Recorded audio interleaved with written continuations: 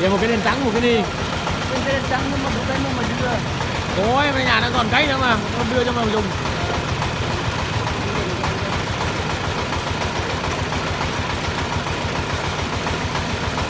Để làm ngày nay ngày mai mà chứ chắn cái không phát huy được.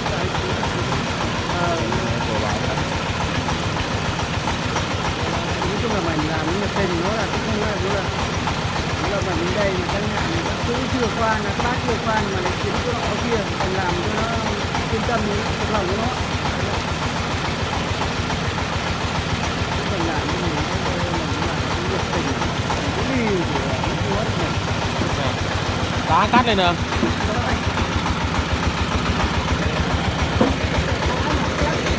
Đá này làm đá mài là đẹp đấy.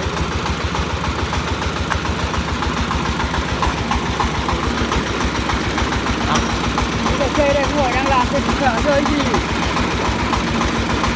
mà đang cái như này Tự nhiên lắp cả lên rồi chứ.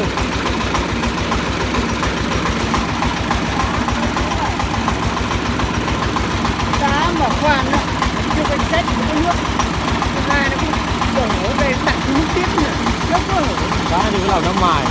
cái đó cái lần cái chỗ này là cái nước đá đây đặt nước tiếp